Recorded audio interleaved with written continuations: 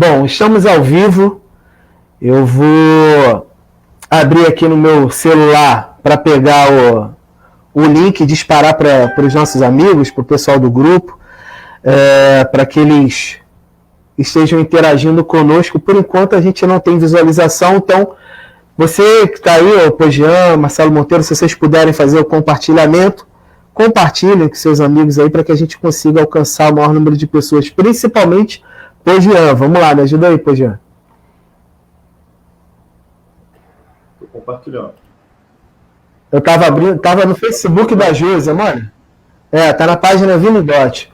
Temos já uma pessoa aí online. Vou esperar mais um pouquinho para que eu consiga fazer esses compartilhamentos. Qual é a página? Vinidot. Vinidotте. Vinidot. Eu vou pegar o link e vou mandar para todo mundo aqui, inclusive para você, Marcelo, para que a gente possa fazer esse compartilhamento aí.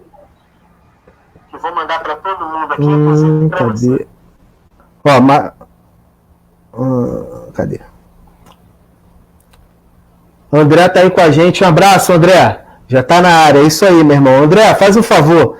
Compartilha o link aí para que a gente consiga levar conhecimento aí para essa turma, porque mais uma vez essa live está poderosa. Semana passada e retrasada a gente falou sobre saneamento básico e planejamento urbano com 2 especialistas, inclusive o próprio André Fonseca.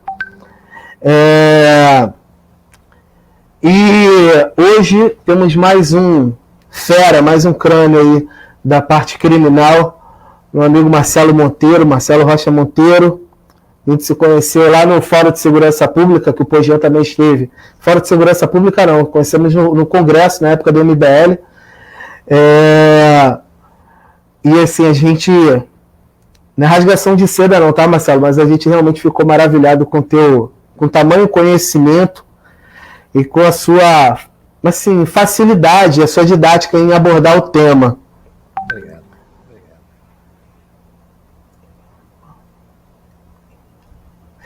Enquanto isso, eu vou fazendo os compartilhamentos aqui e eu vou fazer um pedido para cada um de vocês. O Pogian, mesmo a população de Rio das Ostras já sabendo, a sua maioria quem é, né? Pelo menos 90% da cidade conhece essa figura aí. Mas eu vou pedir, Pogian, para que você se apresente, para que você fale de onde que você veio, da tua experiência lá na Secretaria de Planejamento no município de Casimiro de Abreu, falando inclusive da sua qualificação aí, da sua pós-graduação em gestão pública. Mas isso aí eu vou deixar tudo para você falar. Afinal de contas, você precisa se apresentar aí, tá bom? E depois o nosso amigo Marcelo Monteiro, ele faz a apresentação dele. Pogian, a palavra está contigo. Boa noite, Vini. Como é que tá dando um retorno aqui, Vini? Só um instante. Aí, agora sim. Boa noite, Vini. Boa noite, professor Marcelo. Boa noite as pessoas que estão aí do outro lado nos assistindo. É um prazer estar aqui com vocês, é um prazer estar aqui contigo, Vini, de novo, numa nova live, e principalmente recebendo o professor Marcelo Monteiro, né? Uma pessoa com quem a gente se entusiasmou logo de primeira. Naquele dia talvez tenha sido a melhor palestra que a gente tenha assistido lá, por conta do modo como ele coloca as coisas, a interpretação que ele faz. Ele consegue nos levar para dentro do caso e nos fazer partícipe dos exemplos que ele dava lá para a gente, né? Mas olha, professor, o meu nome é Pogian, eu sou essa figura bem brasileira aqui, porque eu sou filho de um negro meu pai é filho de um negro com uma índia, a minha mãe era descendente de italianos, e eu saí essa figura bem brasileira aqui. Pele branquinha, cabelo duro, né? Olho colorido, essas coisas assim. Eu sou contador e administrador há 26 anos. A minha vida inteira eu estudei em escolas públicas, do jardim de infância à pós-graduação. E tenho um pequeno escritório de contabilidade, uma empresa de contabilidade, já há 20 e tantos anos. Filho dessa terra, filho de Casimiro de Abreu, desde 1972, Rio das Ostras se emancipou em 92, e a gente está na luta aqui, né? debatendo, discutindo com pessoas que tenham principalmente mais conhecimento do que nós, que possam nos ofertar ganhos, sempre discutindo, debatendo melhorias para a nossa cidade, para a nossa sociedade, porque, na nossa opinião, isso é que é importante. Não basta apenas a gente ter tido a oportunidade, ou ter tido, né, a vontade, vamos dizer assim, de estudar, de buscar algo de positivo para nossas vidas, e esquecer a sociedade que hoje padece tanto, sofre tanto, com tantas coisas que nós temos visto em Rio das Ostras, principalmente, que é o lugar, que é o quintal da nossa casa. Rio das Ostras é uma cidade muito rica, mas com uma população cada vez mais empobrecida, cada vez mais judiada, vamos dizer assim, por esse processo todo que nós estamos vivendo, viu? Então, a gente meio que aquele Willie Wallace daquele filme Coração Valente, e nós estamos aí na briga contra esse sistema brabo, que o professor conhece bem, mas que não nos faz desistir por isso, e que cada vez mais a gente se movimenta e segue adiante nessa nossa proposta. Meu amigo Marcelo Monteiro, agora se apresenta para a turma aí para que o pessoal possa te conhecer melhor. Teu microfone está mutado, libera o teu microfone e vamos lá para o povo te conhecer. Bom, boa noite a todos.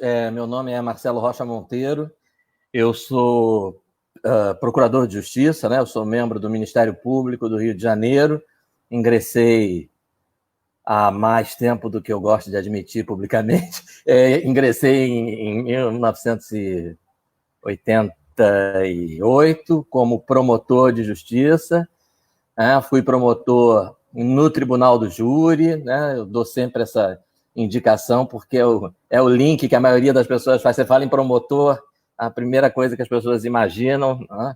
Nem que tenha visto em algum filme americano, algum júri, algum julgamento, com o promotor batendo boca com o advogado de defesa. Então, foi esse o trabalho que eu fiz durante 20 anos, mais ou menos. E em 2012, fui promovido a procurador de justiça, que é o topo da carreira do promotor.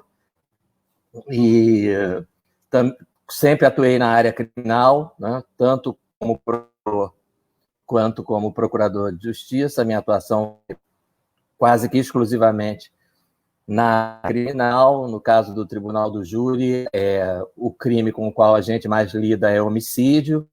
E, além disso, sou também há mais de 30 anos, sou professor da UERJ, né? Da Universidade do Estado do Rio de Janeiro, professor de Direito Processual Penal. E é isso. Essa aí é a minha experiência aí profissional toda voltada para o crime, né? Eu costumo dizer que eu atuo no crime há mais de 30 anos e nunca fui preso, né? Então, sou uma pessoa de sorte. É isso. De sorte e competência, demais. Pessoal, deixa eu fazer um pedido para cada um de vocês. A gente está aí com a audiência de 31 pessoas assistindo simultaneamente. De fazer um pedido especial. Eu sei que vocês já estão interagindo aqui. Olha, minhas professoras, Rosana, Osana, essa Osana Azevedo, para vocês que estão aí com a gente, ela foi a primeira professora que eu tive no ensino fundamental e me conduziu todo o período do ensino fundamental. Depois entrou a professora Rosana, e aí elas têm participação assim efetiva e uma participação absurda na minha construção moral e intelectual. Um beijo para vocês. Grupos também estudou comigo esse tempo todo. Enfim, eu quero fazer um pedido especial para vocês. Faz o compartilhamento dessa live. Compartilha aí em grupos, compartilha em grupos de WhatsApp da família. Sabe aquele grupo que é bom dia, boa tarde, boa noite? Que tal a gente levar um pouquinho de conhecimento para cada um deles? Estamos aí com duas feras, Pogian, que tem uma fluência grande na administração pública, e Marcelo Rocha Monteiro, procurador do Ministério Público do Rio de Janeiro. O tema hoje vai ser muito bem explorado por eles. Mas vamos dar início nesse processo aí. Meu amigo Marcelo, primeiro, e depois aí a gente vai fazer alguns comentários sobre isso. Eu até falei com você enquanto a gente estava no estúdio sobre uma fala do Deltan do Deltan Dallagnol, ele diz que é mais ou menos assim, né? Ele, com outras palavras, muito mais requintado, muito mais polido do que eu posso organizar meu raciocínio, né? Afinal de contas é o Deltan. Mas ele diz mais ou menos assim: olha, é difícil descobrir crime de corrupção. Quando descoberto, é difícil de provar.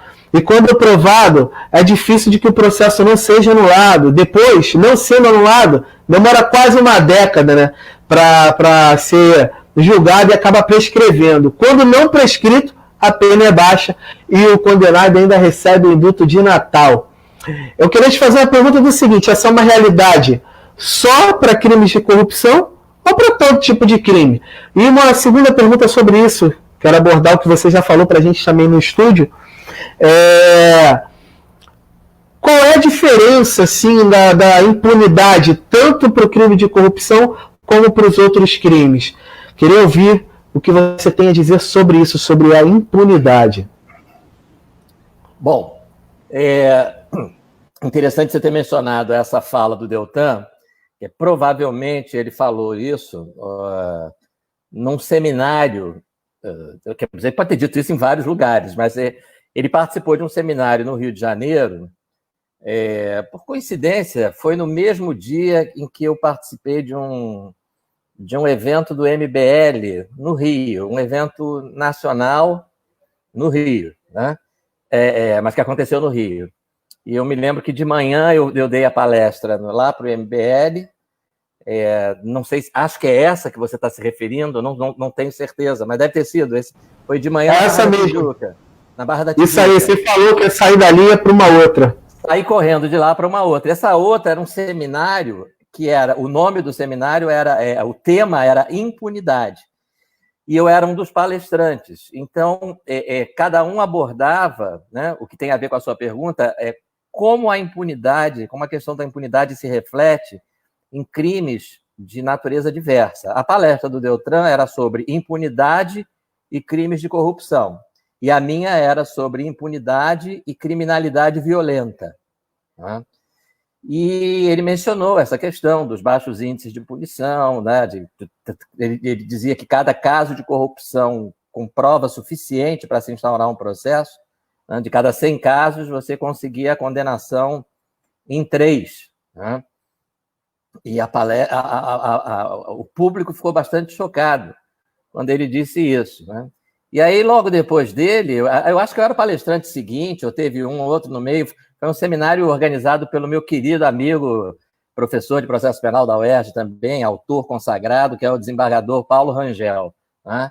E aí eu falei, olha, vocês estão impressionados com 3% de punição, que o Deltan falou, de corrupção, então vou falar para vocês qual é o índice de punição de roubo à mão armada no Rio de Janeiro. É 1,8%. Né? É pior, a impunidade é maior ainda. Né? Então, então, o que eu falei para eles, eu vou repetir aqui para você. A coisa mais democrática no Brasil, mais democrática que existe, é a impunidade. Né? A impunidade é para todo mundo. É para criminoso do colarinho branco, que fica impune. É para assaltante da esquina, que fica impune. Né? É para homicida. O índice de impunidade de homicídio é acima de 90%. Né? No Brasil, de cada 100 homicídios, a polícia consegue descobrir quem é o criminoso em 8, mais ou menos. Né? Isso não significa que 8 vão ser punidos, significa que 8 vão ser identificados. Aí você vai processar, e aí o cara vai ser julgado, e talvez ele seja condenado, talvez ele seja absolvido. 92% não vão ser nem incomodados com uma intimação para ir a uma delegacia de polícia, porque a polícia não vai descobrir quem é. Né? Então, esse primeiro problema, né, a questão da impunidade, o primeiro problema dela é a investigação. Se você não descobre quem praticou o crime, evidentemente, a pessoa não pode ser punida. Né? Então, quando você trabalha com um índice de apuração de 3% em corrupção, 8% em homicídio, 1,8%, é o exemplo, né, que eu sempre dou no Rio de Janeiro, 2015, 2016, não na cidade, no estado inteiro, foram os registros de ocorrência de roubo foram 360 mil, mais ou menos, num período de 2 anos. Né? 360 mil casos de roubo que foram registrados. Claro que você bota aí o dobro disso porque muita gente não vai, nem a polícia, registrar a ocorrência, dependendo do que for roubado. Se roubar o teu carro, você vai, porque tem seguro. Se roubar o teu celular, tem um monte de gente que nem vai à delegacia mais. Deixa para lá. Então, dos que foram à delegacia registrar a ocorrência, foram 360 mil casos no estado todo, num período de 2 anos. Então, vamos dizer, foram instaurados 360 mil inquéritos, investigações para descobrir quem foi que roubou e tal, barará, barará. Então, dessas 360 mil investigações, 6.600, mais ou menos, apuraram quem foi, descobriram a autoria do crime. 6.600 num universo de 360 mil. Isso dá menos de 2%, né? Isso dá 1, qualquer coisa, 1,8 e tal. 360 mil, 1% é 3.600, 2% é 7.200. Quer dizer, não chegou nem a 7 mil. Então, de cada 100 roubos, não se chega a identificar o assaltante nem em 2. A chance do cara te assaltar e ficar por isso mesmo, né? E levar teu carro, levar o que ele quiser de você, a chance dele ter sucesso é de quase 99%, né? 99% é um bom negócio, né? Se é para você assim, vamos abrir um negócio que a chance de dar certo é de 99%, o cara topa, né? Pô, né? 99% é vocês aí que conhecem muito mais a área aí de empresas e tal, né? Imagina, né? Você dizer para um sujeito, não, vai aqui comigo que eu tenho um empreendimento aqui. O empreendimento é assaltar um banco, né? Qual é a chance de dar certo? 99%. Né? É claro que isso é um estímulo. Né? É óbvio que isso é um estímulo. Se você dissesse para ele, a chance de você ser preso é que é de 98%, então acho que eu não vou, né? Mas é o contrário. A chance dele não ser preso é de 98%. Então, você hoje precisa investir, né, na polícia, precisa investir, precisa fazer exatamente o contrário, né, do que esses malucos aí dizem, né? Agora tem a moda do defund police, né? Querem importar isso dos Estados Unidos, cortar o orçamento da polícia, como se a gente precisasse de menos orçamento para a polícia. A gente precisa de mais orçamento. Eu trabalhei com homicídio, como eu falei para vocês, né, durante mais de 20 anos, de 1990 e pouco até 2012. Trabalhei só com homicídio, praticamente, né, de 96 a 2012, e antes de 96 também trabalhei, mas de forma mais abrangente. Então, assim, se você me perguntar quantos casos de homicídio passaram pelas minhas mãos em 20 anos, não tenho a menor ideia. Eu posso garantir uma coisa, não foram centenas, foram milhares, te digo com toda a tranquilidade, foram milhares. Sabe quantas vezes eu vi um laudo papiloscópico, para quem não é da área, um laudo de impressões? Sabe quantos casos a polícia foi lá no local do crime e colheu as impressões digitais para ver se chegava no assassino? Nenhum. Eu nunca vi nenhum. É impressionante isso, né? Impressionante. Eu nunca tive um caso. Por quê? Porque a polícia do Rio de Janeiro, isso melhorou um pouco a partir de 2010, né? Mas até então, com a criação da divisão de homicídios e tal, mas até então, né, você não tinha o material necessário para fazer esse tipo de perícia, né? Quase todo mundo já deve ter ouvido falar, é um pozinho. Você passa um pozinho ali na superfície do local e vê ali, já puxa o negócio, já sai. Não tinha isso, né? As delegacias da segunda maior cidade do país não tinham isso. Imagina o grau de indigência em que, né, o abandono a que foi relegada a polícia do Rio de Janeiro, especialmente a Polícia Civil, porque quem investiga é a Polícia Civil, não é a função da Polícia Militar é outra, né? Mas a função de investigação, ir lá no local do crime, examinar, tirar digital, ouvir testemunha, ver quem foi, alguém viu, alguém não viu, tem câmera, filmou, não sei o quê. Essa função é da Polícia Civil. E a Polícia Civil foi sucateada, né? Não só no Rio, né?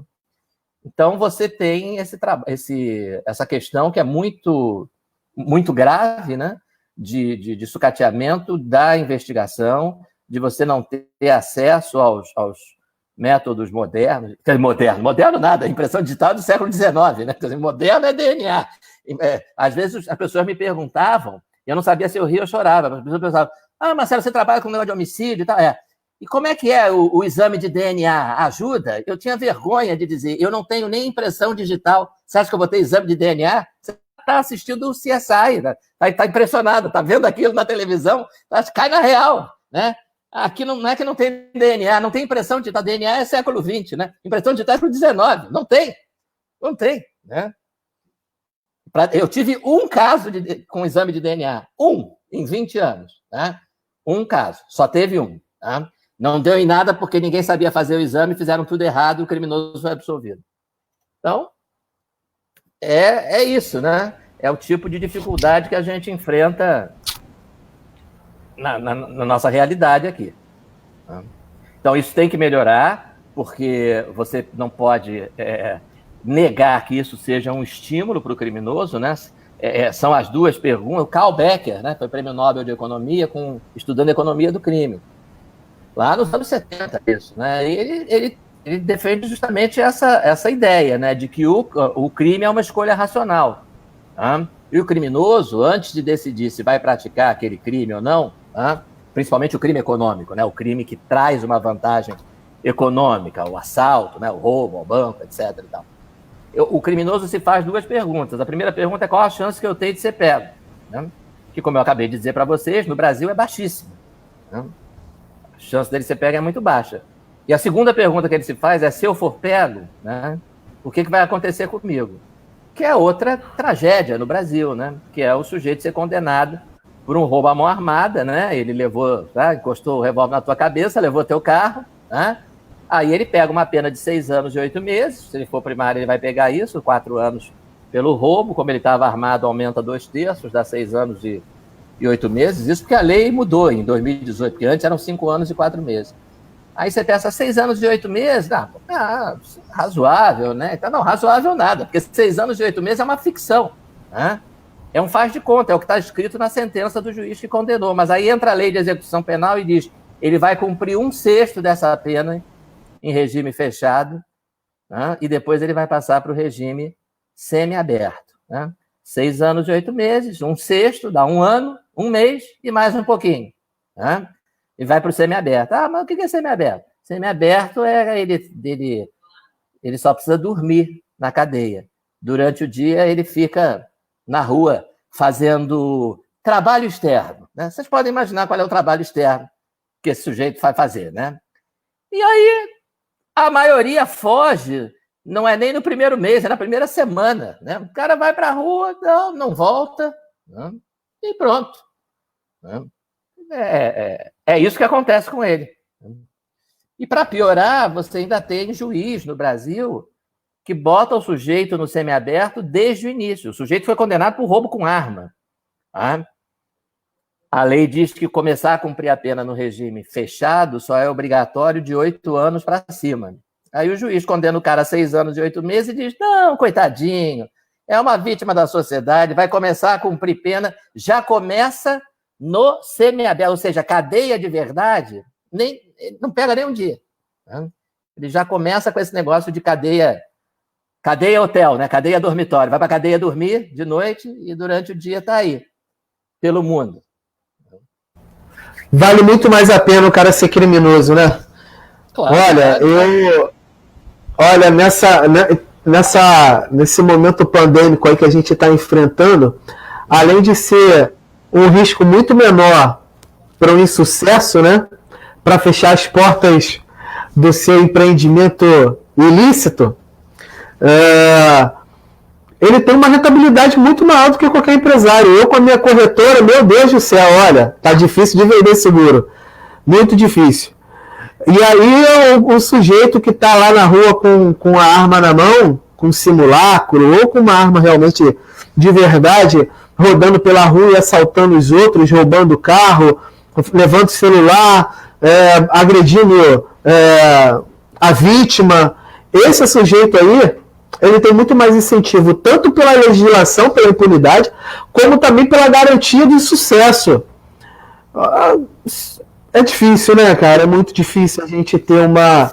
Se for simulacro, né, para quem está ouvindo a gente, é a chamada arma de brinquedo, né, a imitação de arma, aí a pena é menor ainda. No réu primário, com roubo, com simulacro de arma, a pena é de 4 anos. 4 anos, então, não tem nem chance dele ir para o regime fechado, né?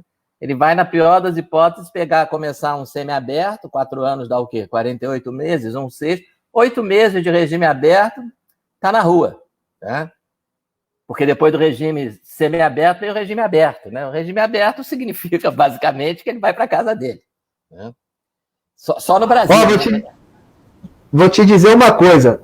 Tem bandido aqui do lado de fora que tá ficando revoltado, porque ele queria ter uma vida boa dentro da prisão e não consegue. Porque a própria justiça faz questão de botar o cara pra rua. O cara quer ficar lá, no hotel 2 estrelas, com os amigos dele, confraternizando, né, recebendo a visita íntima, alegria, comidinha chegando na hora certa, comendo melhor do que quem tá aqui fora, se degladiando para ter o auxílio emergencial de R$600, para botar comida em casa para 4, 5 pessoas, mas o cara não consegue. A justiça pune ele falando assim, ó, você não vai ficar preso não, você vai ficar em casa. Essa é a punição da justiça. Poxa,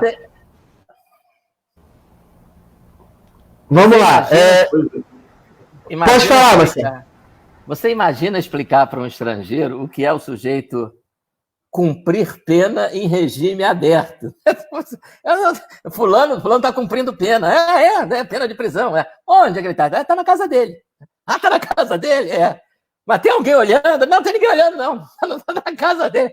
Então, ele de dia ele sai para trabalhar e de noite ele sai para fazer o que ele quiser, né? E de noite ele volta para... É a primeira vez que eu expliquei o regime aberto em sala de aula, o cara durante o dia ele sai para trabalhar e de noite ele volta para casa para dormir. Aí um aluno levanta o dedo e diz, professor, então eu estou preso em regime aberto, né? Porque essa é a minha vida e a de todas as pessoas que eu conheço. Saio durante o dia de casa para cuidar da vida e de noite volta para dormir, né? Não sabia que o nome disso era prisão em regime aberto. Então estou cumprindo pena também. É isso. Imagina explicar isso para o estrangeiro. Eu também estou cumprindo essa pena. Mas, Jean, deixa eu te fazer uma pergunta, filho. Olha só. Essa semana aqui na cidade, nós tivemos a cara de pau de alguns criminosos colar alguns avisos, né, em esquinas, em bares, em mercadinhos de bairro, em Nova Esperança, Nova Cidade, falando, era o conselho da bandidagem. Ele falando assim, e a assinatura do bilhete era assinado os crias. Ele estava estabelecendo padrão para que o comércio funcionasse, para que os veículos transitassem naquela localidade. Se você reside ali, farol baixo, luz de salão acesa e alerta ligado. Então estava colocando um padrão, afinal de contas o crime é organizado, né? Diante dessa realidade abordada pelo nosso amigo Marcelo, né, com tanta propriedade, conhecimento de causa, você acha que isso vai muito longe? E se for muito longe, a gente, enquanto administração pública, que se Deus quiser um dia seremos, o que a gente pode propor para, pelo menos, gerar uma dificuldade, uma ação ostensiva, nem que seja para aumentar a sensação de um cidadão que está rodando na rua, vendo o poder público presente, que ele esteja um pouco mais seguro. Você acha que a gente pode trazer alguma ação propositiva para que isso diminua? Olha, Vini, participar da aula do professor é risada na certa, né, cara? Se não fosse trágico, né, professor? Seria muito cômico. Rapaz, especialistas, né, e aí o professor Marcelo deve confirmar isso, eles argumentam de que a questão da segurança pública é pertinente ao Estado, é uma prerrogativa do governo do Estado. Na minha modesta opinião, se nós somos um município que temos condições de fazer investimentos na segurança, nós temos dinheiro para isso, eu acho que nós deveríamos fazê-lo com muito afinco, viu? Rio das Ostras de hoje é muito diferente, está muito longe daquela de Rio das Ostras de 20 anos atrás, quando nós não tínhamos esse problema de comandos, de facções, o tráfico de drogas com essa influência tamanha na cidade, mandando, desmandando, manda a van parar o trânsito, manda o comércio abrir, manda o comércio fechar, enfim. Onde o Estado de Direito não atua, o Estado, o poder paralelo, vai atuar, né? Então, penso eu que o município deve sim fazer investimentos na segurança, deve apoiar as ações do Estado, do governo do Estado, e, sobretudo, deve agir em parceria com o governo do Estado. A gente sempre debate, a gente sempre coloca como proposição a questão do monitoramento por câmeras, e alguns especialistas com quem já conversei sobre isso, eles argumentam de que isso funciona.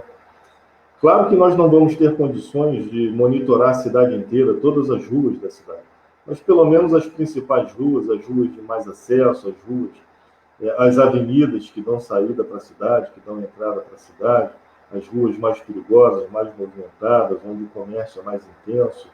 Isso tudo era perfeitamente possível de fazer, economicamente viável, até porque o governo federal tem uma linha de crédito lá, tem uma linha de financiamento para esse tipo de ação, e aí cabe ao município ir buscar isso. Cabe ao município ir lá, levar o projeto, apresentar a documentação solicitada e trazer isso para a gente. Agora, o porquê que não se faz, eu sinceramente não sei te dizer. Na minha opinião, é falta de competência mesmo, falta de interesse. Nós vemos aí o orçamento. Viu, professor? O município de Rio das Ostras tem um orçamento de mais de 20 milhões de reais só para a segurança pública nesse ano de 2020.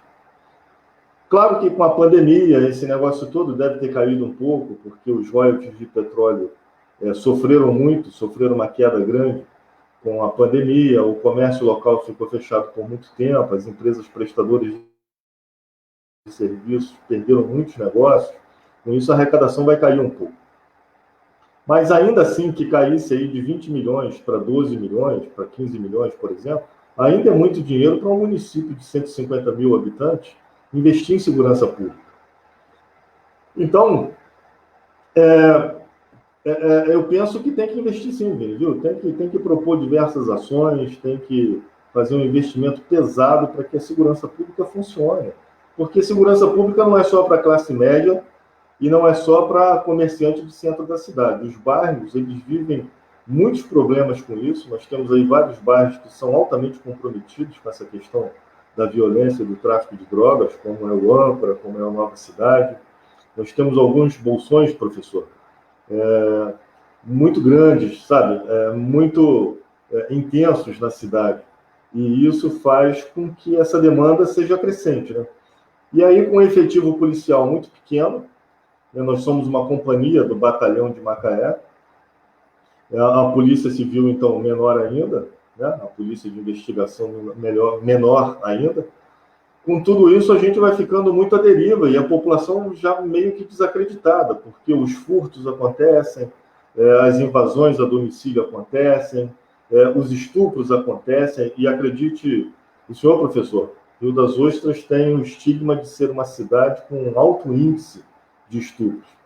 A população vai se desacreditando dessa coisa toda e acaba não indo até a delegacia fazer o registro da ocorrência, diz que isso é apenas para estatística, de que a polícia realmente não toma posição nenhuma, não toma providência nenhuma, e a sociedade como um todo está muito desacreditada.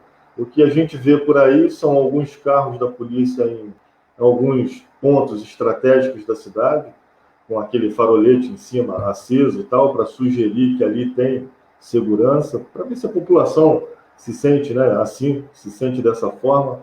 Mas é só o que a gente tem. Nós não temos uma ação realmente eficaz e efetiva no combate à criminalidade no município.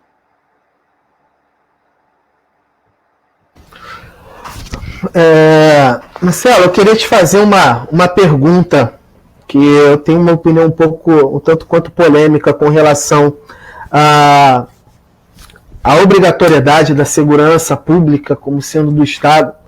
Por que eu tenho essa opinião?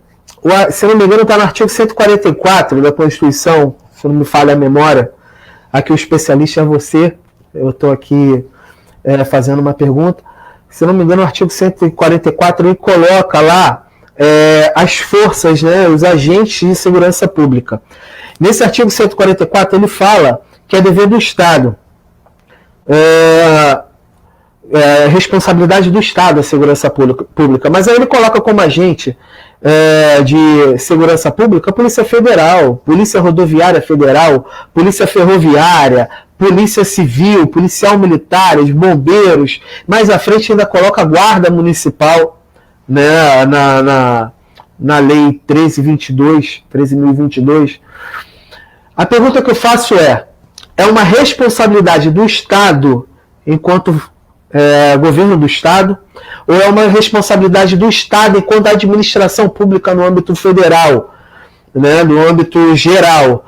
E aí a gente faz essas divisões de responsabilidade, porque colocando a Guarda Municipal como um agente de segurança pública, aqui em Rio das Ostras eu inclusive tenho vergonha de dizer que a Guarda Municipal é um agente de segurança pública. Né? Tenho vergonha, porque se acontece um ilícito diante da Guarda Municipal ali, o máximo que ele vai fazer é se esconder atrás da guarita, porque ele não tem condição nem de responder a injusta agressão, caso seja disparado alguma coisa contra ele, algum artefato ou um tiro. Não tem arma, não tem nada. Muito mal no cacetete lá. Não tem, por exemplo, arma de choque, não letal nenhuma, né? Nada. Tem o famoso cacetete lá. Então eu fico envergonhado de colocar o Guarda Municipal como um agente de segurança pública, contemplado na Lei Federal 13.022. A pergunta que eu faço para você,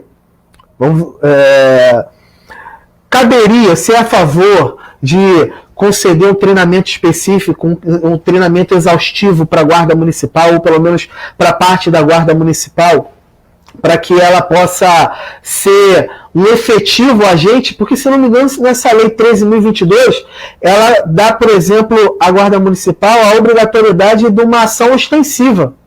Sim. E você é a favor de fazer esse treinamento para conceder armamento de fogo para a Guarda Municipal? De início, eu digo que com treinamento e acompanhamento, eu sou a favor. Claro, também sou a favor, né? O Estado, no texto constitucional ao qual você se referiu, né, no texto da Constituição, o Estado aí é no sentido de o poder público, né? Não é apenas no sentido de o Estado membro, né? O Rio de Janeiro, a Paraíba, Minas Gerais, São Paulo, é o Estado como um todo. O poder público como um todo, União, Estado e município. Claro que dentro dessa divisão de funções, tradicionalmente, né, no sistema brasileiro, a parte maior fica com o nível estadual. Né? Você verifica isso no sistema, até no sistema de justiça criminal. Né? A justiça com competência mais ampla em matéria criminal é a Justiça do Estado. Né? A Justiça Federal foi criada nos anos 60, as polícias estaduais são muito antigas, né? Aqui no Rio de Janeiro, vocês sabem, a nossa polícia militar, ela considera como ano de fundação 1808, lá a época da transferência da corte portuguesa para o Rio de Janeiro, né? Então, são muito mais antigas, a Polícia Militar também, né? E remontam, né, a épocas muito mais distantes. A Polícia Federal é muito mais nova, a competência da Justiça Federal em matéria criminal dá mais ou menos para você dizer que você quase não, antes de Operação Lava Jato e Mensalão e tal, você pouco ouvia falar, né, nessa atuação. Existia, claro, mas era muito mais restrita. Então, a parte mais importante, vamos dizer assim, fica no âmbito dos estados, né? Polícia Civil investigando, Polícia Militar fazendo policiamento preventivo. Mas, assim, todo mundo tem que ajudar, né? Quer dizer, você tem que distribuir. Nos Estados Unidos, por exemplo, existem, eu não tenho aqui o número certo agora na cabeça, mas é alguma coisa como 20 mil polícias diferentes. Né? Não sei se são 18 mil, eu não sei exatamente quantas são. É na casa da dezena de milhar. Né? Por quê? Porque cada município, cada cidade tem a sua polícia. Às vezes tem a polícia do condado, que é aquela divisão administrativa que eles têm lá, que nós não temos, né? Intermediária entre o município e o estado. Você tem o condado, que reúne 2 municípios, 3 municípios, mais ou menos parecido com o que em alguns lugares do Brasil é a comarca, né? Só que a comarca é uma divisão do Poder Judiciário, lá o condado é uma divisão administrativa. Então você junta 3 municípios, né? E eles fazem a polícia deles, lá do condado. Você tem as polícias estaduais, você tem as State Troopers, você tem o FBI, né? Que é a Polícia Federal deles. Então tem... A ideia é descentralizar, né? Descentralizar o policiamento. Claro, você vai coordenar, você vai ter esforços conjuntos, mas por que não? Né? Por que um município de 150 mil habitantes não ter uma força de segurança? Né? Por que ter uma guarda municipal desarmada? Que sentido faz uma guarda desarmada para a criminalidade do Rio de Janeiro? Né? Um estado que tem facções do tráfico, né? Fortemente armadas, extremamente perigosas. Então, claro que se você vai armar, você precisa preparar o sujeito, você precisa dar treinamento para ele, né? Você precisa ter um policial capacitado, né? Ou um guarda municipal capacitado para usar uma arma de fogo. Mas eu sou inteiramente a favor. Eu acho que tem que... Né? Quer dizer, é o que você falou, quer dizer, uma guarda desarmada para os níveis de criminalidade do Brasil, né? Quer dizer, faz sentido pensar em guarda desarmada para briga de marido e mulher, né? Para chegar lá e dizer, meu amigo, peraí, para de bater na sua mulher e tal, separa o casal. Mas o nosso nível de criminalidade vai muito além disso, né? Tem isso também, tem violência doméstica, mas vai muito além disso, né? Nós temos, quer dizer, o tráfico hoje, né? Essa ideia estúpida que algumas ONGs defendem de que tráfico não é crime violento, né? Quer dizer, é claro que a criminalidade, o tráfico no Rio de Janeiro é responsável por uma criminalidade violenta imensa, né? O ato de vender cocaína em si não tem violência, né? Mas isso aí é o que eu digo. Uma coisa é fazer prova de direito penal, a outra coisa é discutir segurança pública, né?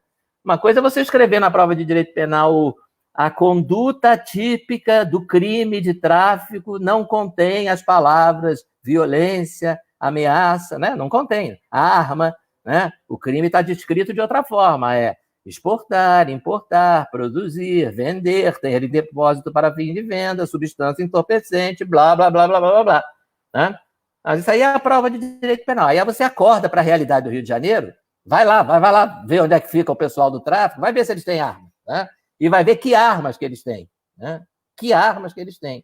E como eles usam essas armas, não só para garantir o poderio deles nas comunidades que eles dominam, não só para disputar com facções rivais novos territórios, novos pontos de venda de entorpecente, mas hoje eles usam essas armas para praticar crimes que não tem nada a ver com tráfico, né?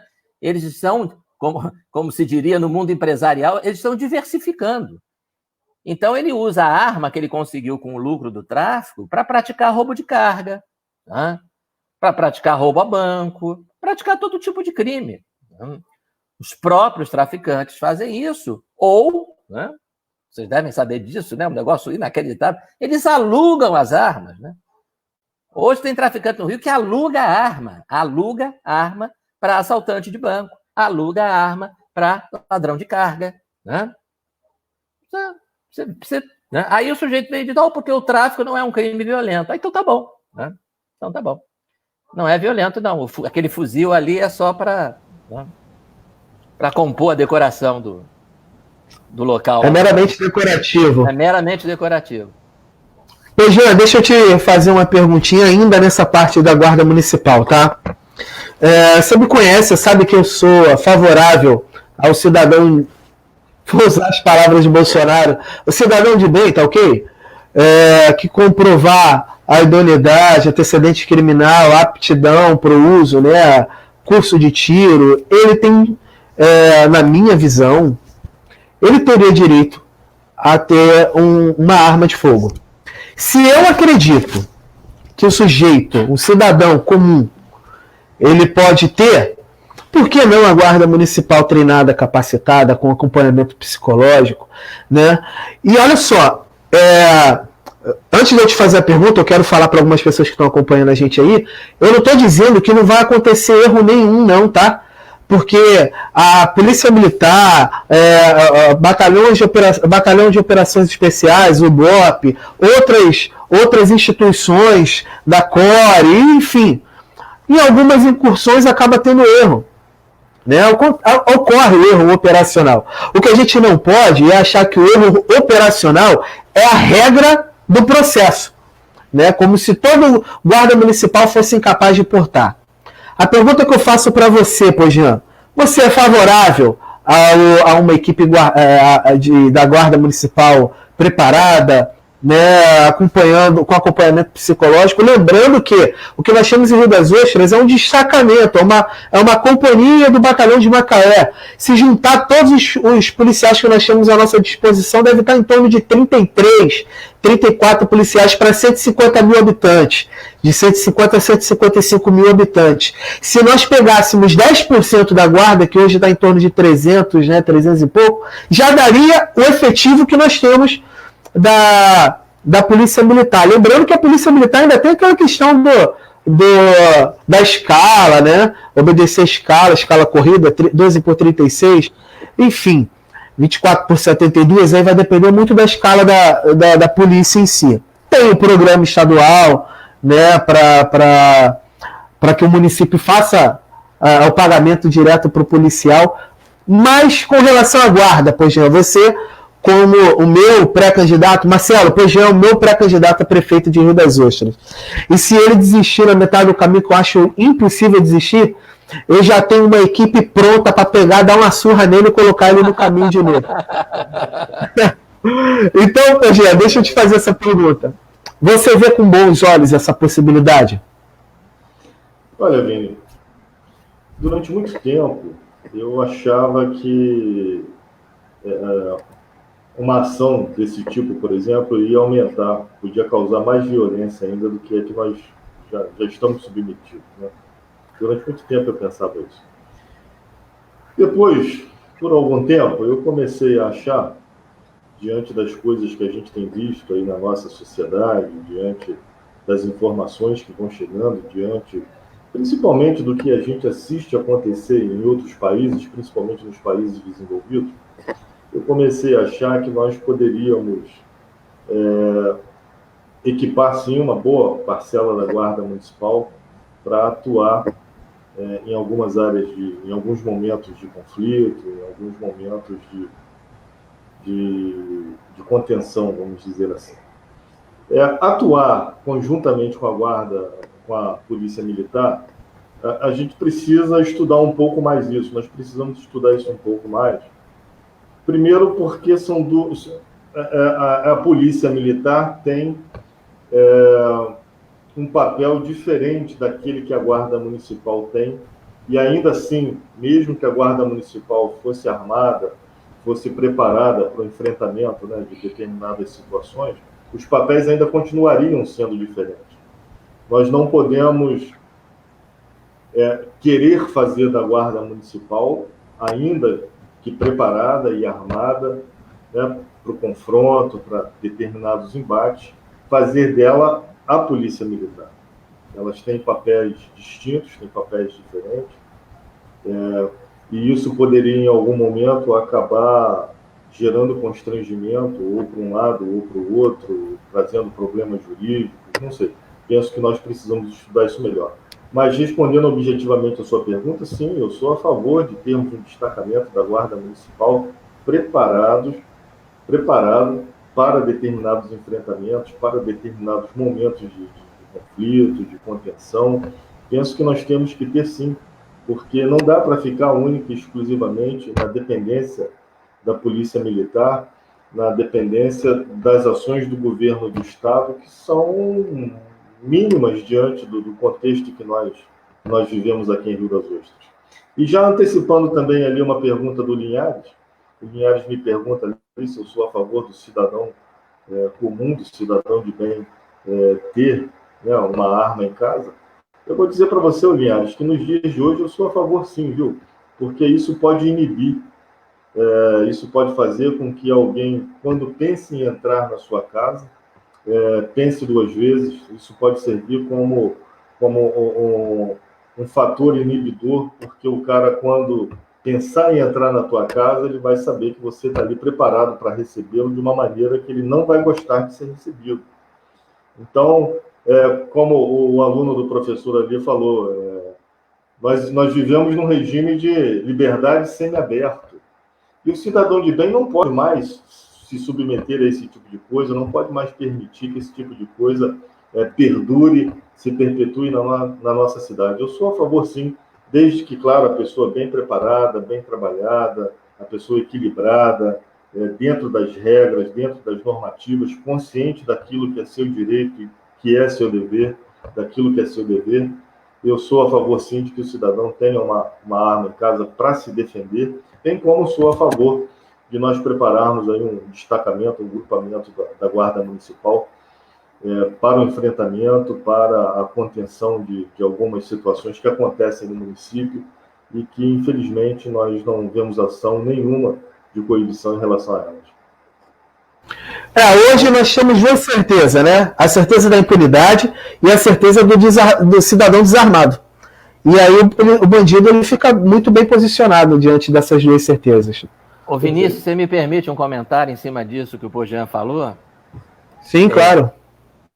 É o seguinte, eu comecei a minha atuação como promotor criminal, né, muito antes do Estatuto do Desarmamento. Né? Eu comecei em 88 no Rio, mas antes disso eu fui promotor em São Paulo por 1 ano e pouco. Então comecei em 86.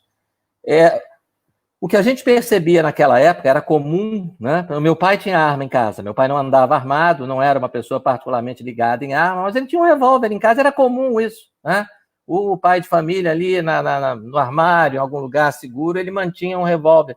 Então não era uma coisa rara, né? A Mesbla, não sei se vocês lembram da Mesbla, grande loja de departamentos aqui do Rio, vendia arma. Estava lá com a carteira de identidade, registro de folha de antecedente para provar que você não tinha nada e tal, saía de lá com um 38, lá com um revólver, e tudo certo. O que acontecia nessa época? Né? Eu fui promotor em cidade de veraneio, e você tinha nitidamente a preferência do criminoso por entrar na casa vazia. Casa vazia. Então, casa de veraneio, fora de temporada, né? Casa, residência comum que a família viajou, né? Ele preferia entrar na casa vazia, pegava, levava a televisão, levava joias, levava o que ele tivesse que levar, né? E não corria o risco de encontrar um morador que apontasse uma arma para ele. Veio, então, o desarmamento, né? Veio essa campanha pelo desarmamento, veio o plebiscito, que a população votou contra o desarmamento, mas não adiantou nada, porque encontraram uma maneira de negar a porte de arma sistematicamente, né? E a população brasileira tem hoje, quer dizer, eu já vi o índice, eu não tenho... O número de brasileiros legalmente armados é 0,00000. O que aconteceu? É uma coisa assim, até difícil de acreditar, né? Mas é verdade. O número de roubos em casas com pessoas dentro aumentou. E o número de furtos em casas, residências vazias, diminuiu. Em resumo, o que eu estou querendo dizer é o seguinte: hoje o assaltante prefere entrar na casa para roubar quando os moradores estão dentro dela. Por quê? Porque a chance do morador estar armado é de 0,00. Não é nem uma em 1000, não. É uma em 10 mil, 100 mil. É quase nula, né? Com o morador dentro, ele pode obrigar o sujeito, apontando uma arma para ele, a dizer: tem dólar aí? Cadê os dólares? Tem cofre? Abre o cofre. Coisas que, se a casa estiver vazia, ele não consegue. Então, veja a que ponto nós chegamos. Aumentou o número de processos de roubo à mão armada em residências onde pessoas estão no momento do crime e diminuiu o número de furtos em residências vazias, né? Esse é um dos efeitos do desarmamento da população, né? Nós tivemos, e não é só a residência, né? No Rio de Janeiro, na Barra da Tijuca, no ano passado, retrasado, nós tivemos assaltos, né, com quadrilhas de fuzil em restaurantes no sábado à noite. O sujeito escolhe o sábado à noite, quando tem fila de espera, né? Fechou uma pizzaria, Brás, aqui no Jardim Oceânico, na Barra da Tijuca, foi assaltada num sábado à noite, mais de 50 mesas, né? Você já pensou um assaltante armado entrando num restaurante com 50 mesas, lotado, no Texas? Ele assalta a primeira mesa, né?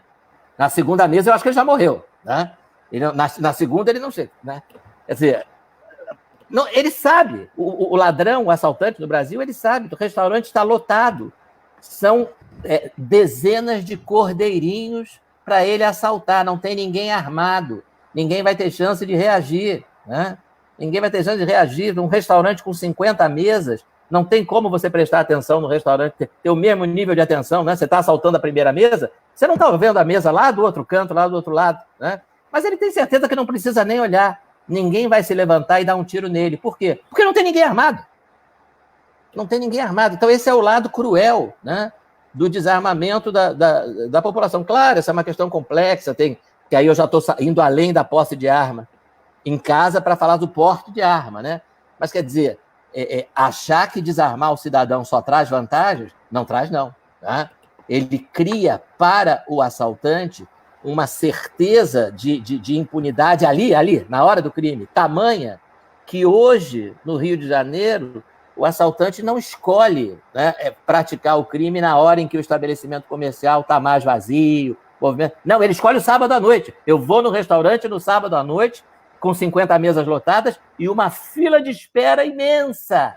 Eu vou assaltar todo mundo, eu e os meus 3 amigos aqui, e ninguém vai fazer nada. Né? E foi o que aconteceu. O restaurante fechou. Esse restaurante que eu estou falando, tinha fila de espera na porta, fechou. Passou por 2 situações dessas, 2 sábados à noite, fechou. Exato, professor. Enfim, só para complementar, aqui em Rio das Ostras, as farmácias agora que atendem até um pouco mais tarde, até meia-noite, todas elas precisam ter segurança na porta, ou então ter um esquema ali de atendimento através de uma porta forte, né, uma porta de ferro ali muito forte, porque os assaltos são incessantes. Mas isso, gente, olha só, eu trabalho com seguro. Quando eu vou fazer um seguro de uma transportadora, um seguro de uma carga, o valor do seguro cai drasticamente quando existe escolta armada. Lógico. Então, se a iniciativa privada consegue perceber que quando existe uma presença de uma equipe armada, reduz o número de sinistro, e aí eu consigo classificar de uma maneira mais adequada, como é que o poder público não consegue ver isso? Essa é uma questão. Temos aqui algumas perguntas, né, nos comentários. É porque a live, rapaz, ela vai por uma área, o tempo passa muito rápido e a gente quer continuar falando sobre alguns assuntos. Ainda sobre a Guarda Municipal, cidades como São Paulo, Florianópolis, Petrolina e outras cidades grandes que tinham índices de criminalidade absurdos. Eu morei em São Paulo. Marcelo, que morou em São Paulo, também sabe muito bem disso. Eu morava na Avenida São João com Duque de Caxias, Centrão, Santa Cecília, centro de São Paulo, a 4 esquinas na transversal pela Duque de Caxias, do início da Cracolândia. Irmão, acontecia de tudo ali, cara. Acontecia de tudo. Era assalto, sequestro. Em frente ao apartamento que eu morava tinha um galpão que foi cativeiro durante um tempo. Ninguém sabia, cara. Chegava quem tinha, entregava quem tinha, era cativeiro. Depois rolou aquela situação de armamento da guarda, caiu drasticamente os índices de criminalidade. Todas as cidades onde existe uma guarda preparada e armada para fazer, pelo menos, se ela não vai... Obviamente que tu não vai mandar a guarda municipal invadir uma comunidade, a menos que haja uma necessidade de fazer um acompanhamento auxiliar, né, auxiliar a força tática da polícia militar. Né? Operação é a polícia militar, não é como o Pojão claro falou, não é operação. mas tá ali pronto, cara. Foi como eu falei antes de passar a palavra para o Marcelo. O bandido tem duas certezas: a certeza da impunidade da justiça e a certeza do cidadão desarmado. Ele vai entrar, vai fazer o que ele quiser. Um mapa de criminalidade, a gente vai achar que vai perceber que nas regiões de maior concentração é onde existe maior índice de criminalidade, maior índice de furto, de roubo, de invasão de comércio, invasão de propriedade, porque sabe que ali ele tem uma facilidade muito maior, tem mais gente para ele pegar, ele consegue ser seletivo na sua ação. Então ele, às vezes com um guarda municipal perto, viatura da polícia a 200 metros, dane-se, não tem problema nenhum, dá tempo dele roubar o cidadão e sair com a certeza de que ele vai passar impune. Hoje teve um assassinato na cidade de Praiana, né, na Santa Catarina, aqui em Rio das Ostras. A gente não sabe se foi um bandido, se não foi, se foi um cidadão de bem, mas a gente vai continuar sem saber, a menos que comece o zum pela cidade, que aí seja um bandido conhecido, né? Mas se não for, se for alguém que acabou de entrar na criminalidade, se a família ficar quieta, o cidadão não vai nem saber se é bandido ou se é um cidadão comum, porque não tem investigação, como o próprio Marcelo acabou de dizer. Eu sou a favor, quem está acompanhando aí, eu sou a favor de treinar a guarda, preparar a guarda e sim entregar um armamento de fogo para a guarda municipal. E aqui em Rio das Ostras a gente tem dois problemas. Esse é o primeiro problema com relação à guarda. O segundo problema é que, como tem muitos anos sem concurso público, né, somos uma cidade nova, Marcelo, temos 28 anos de emancipação, mas só que nós temos hoje uma guarda com pelo menos ali 40 anos em diante, 40, 45 anos, alguns mais velhos ainda, não que 45 anos, 50 seja alguém velho, não estou dizendo isso, mas conversando com alguns guardas, tem guarda municipal de 50 anos que ele não quer portar, ele fala, rapaz, aqui eu já estou pensando na minha aposentadoria, eu não quero ter arma, eu não quero ter porte nesse momento.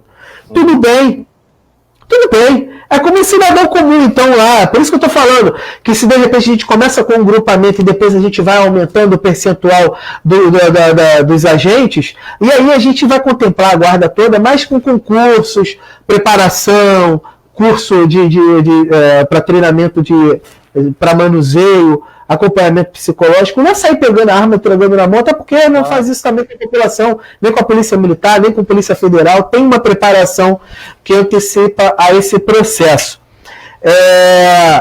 Eu queria falar rapidamente sobre monitoramento, que a gente falamos um pouco sobre investigação, né? O Jean conhece um projeto que eu tenho para monitoramento.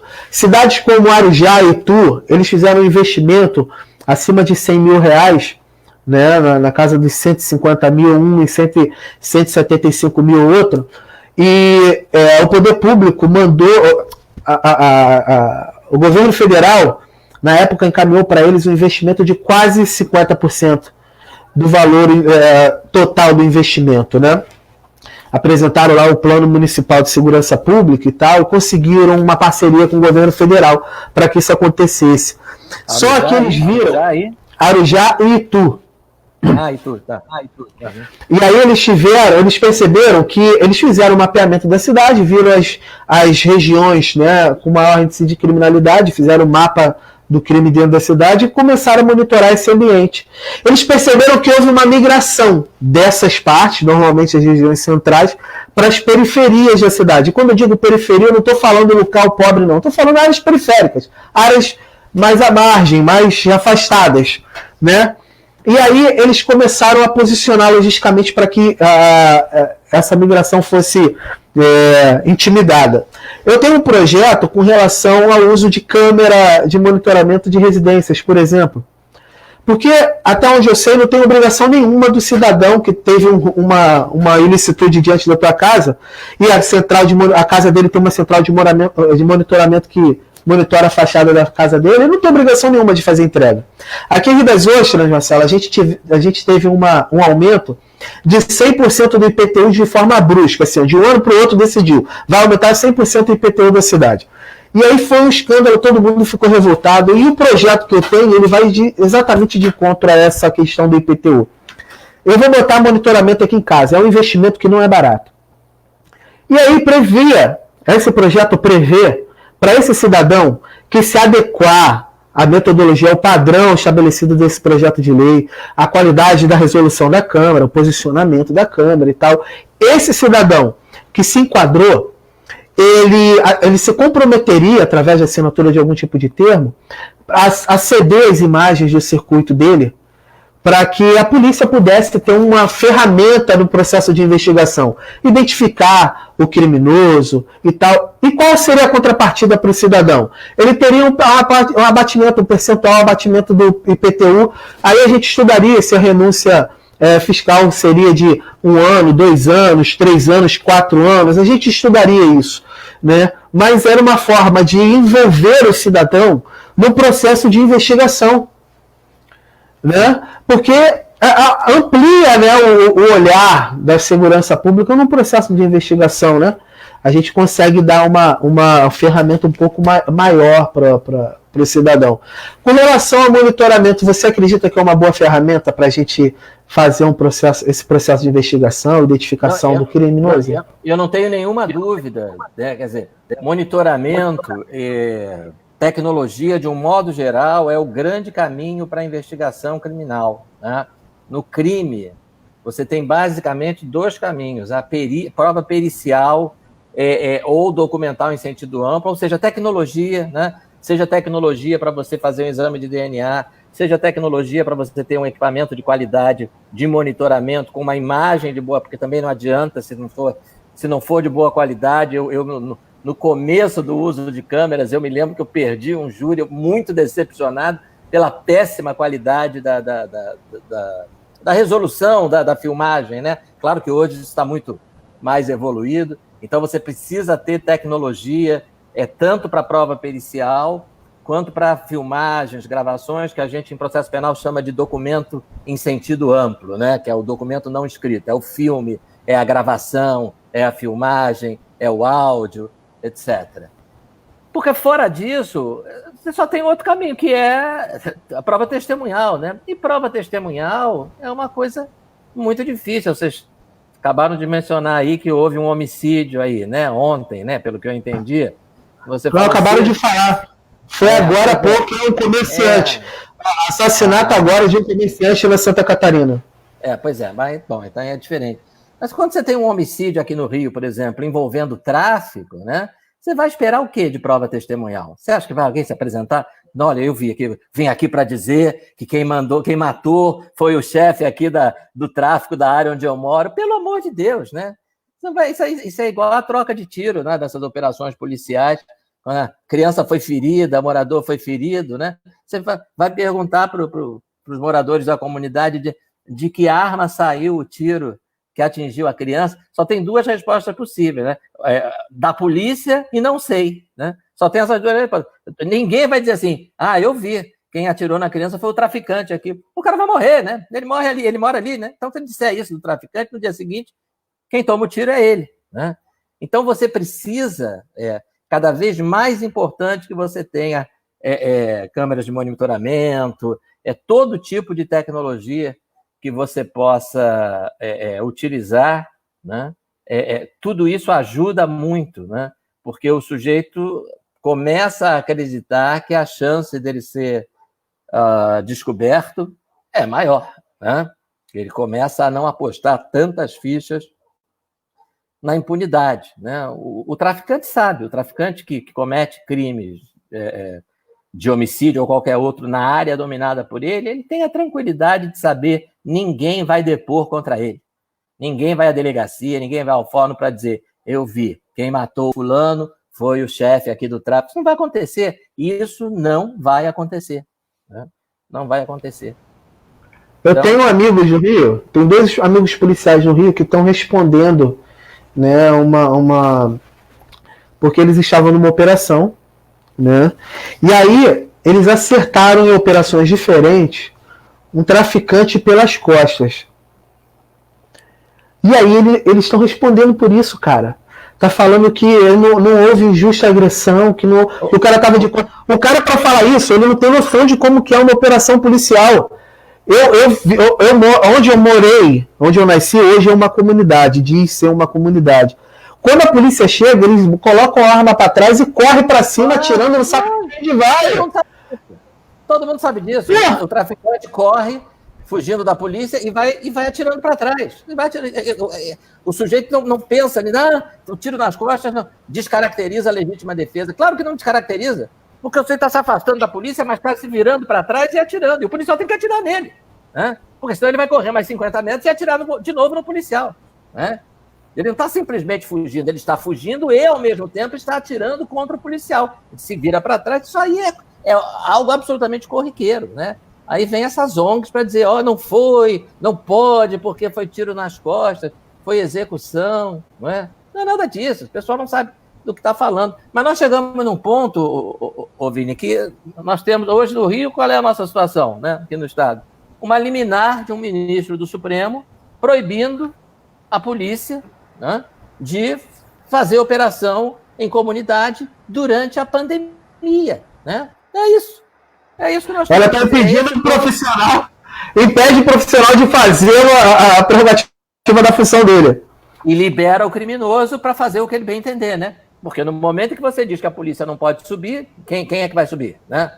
Então, o sujeito está lá vendendo cocaína, está lá dando tiro de fuzil, teve festa de aniversário lá em São Gonçalo, do traficante, comemorou lá, e a polícia não pode subir. Então, a minha sugestão é o seguinte, vamos pedir para o ministro Fachin, do Supremo, vamos pedir para ele uma liminar proibindo as facções criminosas, também durante a pandemia, né, de praticar crimes, né? Quem sabe ele não dá essa liminar, né? Aí a gente manda o oficial de justiça, olha, aqui o senhor está intimado, enquanto durar o coronavírus, o senhor não pode vender cocaína, não pode dar tiro de fuzil.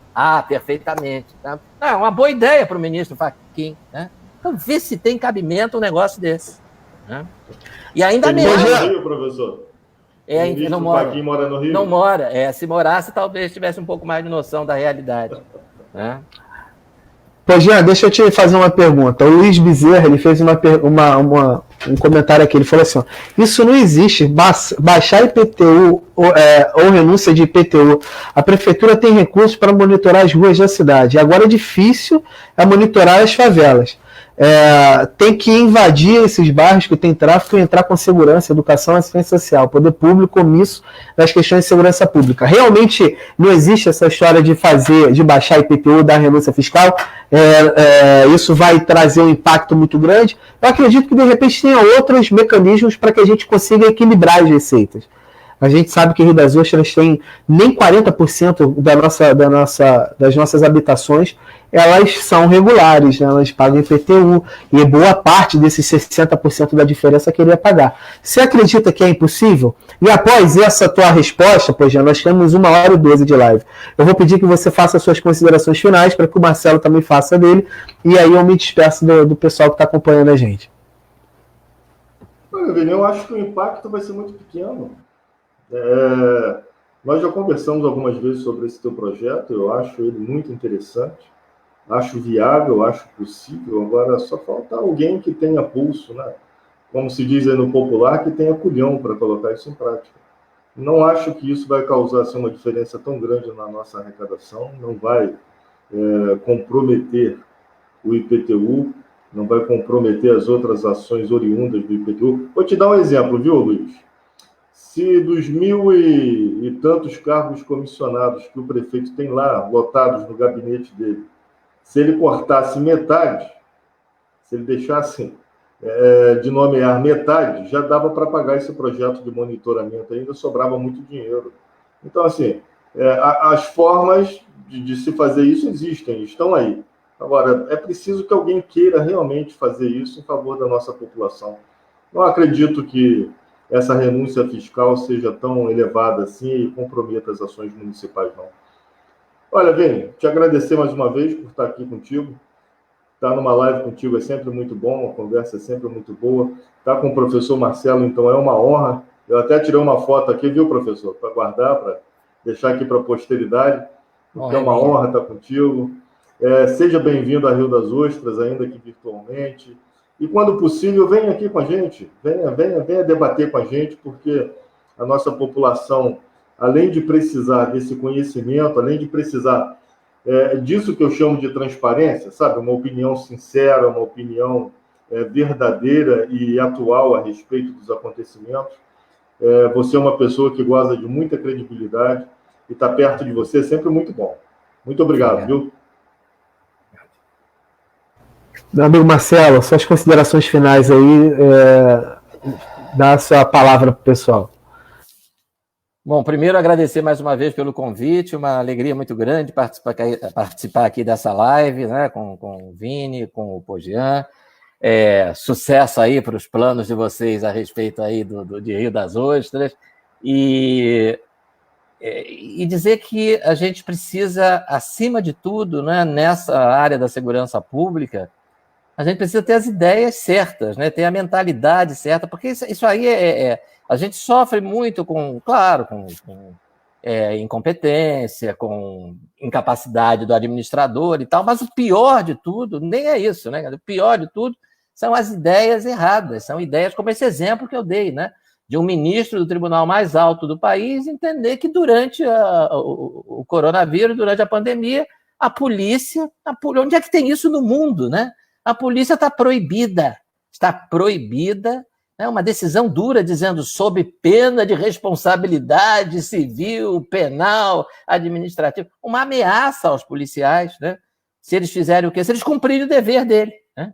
O dever deles que é reprimir a criminalidade. Então é uma absoluta inversão de valores, né? Tem que dizer para o ministro, o crime é o contrário, o crime é o policial não agir, né? Chama-se prevaricação, é o policial vendo o crime acontecer na frente dele e ficar de mão. Então é isso. O Supremo Tribunal Federal do Brasil hoje está incentivando a polícia a prevaricar. Está dizendo, não subam lá, né? Deixem os criminosos lá. E deixem a população, porque que ninguém se iluda, né? Quem sofre é a própria população desses lugares, dessas comunidades dominadas pelo crime organizado. Então a gente tem que fazer com que o crime, qualquer tipo de crime, né? Seja o tráfico, seja o homicídio, seja o roubo de carga, seja o estupro, seja o que for, ele tem que custar, ele tem que ter um custo alto para o criminoso, tem que ter o custo alto no momento em que é praticado, né? Falando aqui com toda a transparência, o custo de morrer, né? O estuprador que pega uma menina, que pega uma criança, ele tem que saber que ele está correndo o risco de morrer, de um cidadão, do pai dessa menina, ter uma arma e dar um tiro nele, né? Para defender a filha, né? Se não morrer, tem o custo de ser preso. E se for preso, tem o custo de passar muitos anos na cadeia. Não meses, né? Não 8 meses para depois ir para o regime semiaberto, né?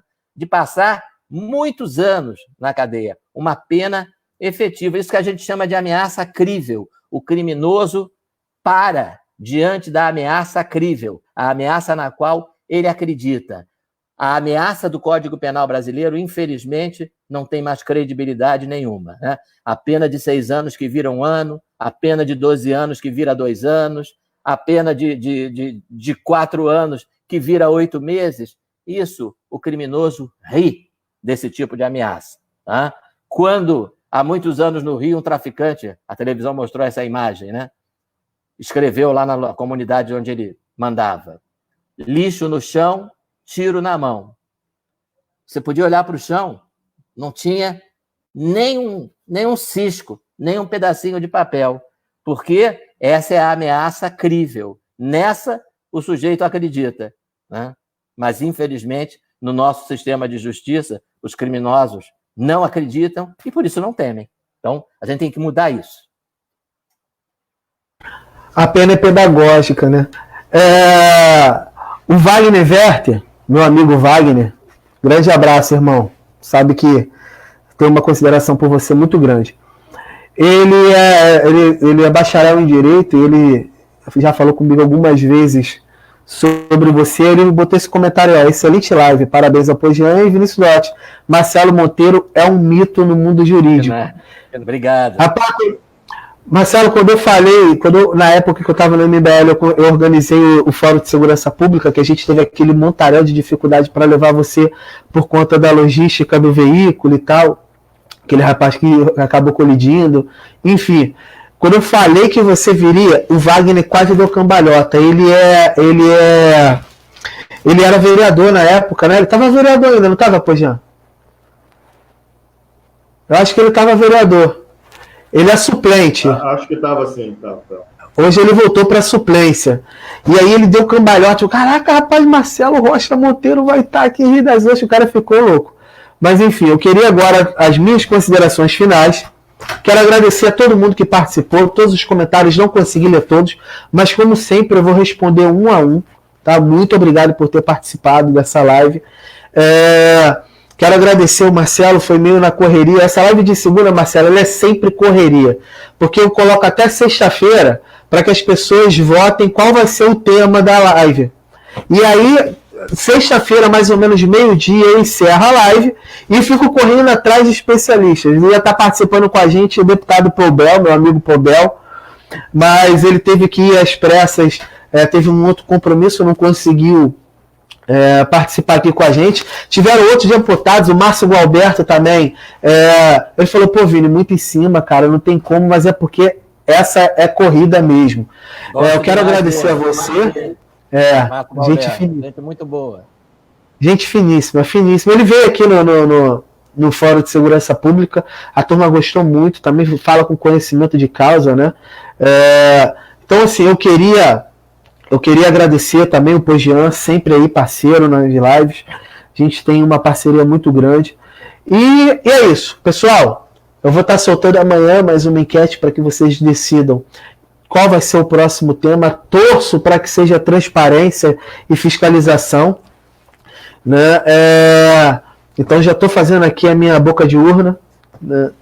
Então, pessoal, quero pedir também para cada um de vocês que compartilhe essa live, porque a gente precisa alcançar quem não estava online hoje. Precisamos bater recordes de visualização que a gente tem batido live após live, tá bom? Muito obrigado. Vocês dois, eu queria que vocês continuassem aí para a gente conversar um pouquinho no estúdio. Pessoal, obrigado, boa noite para cada um de vocês.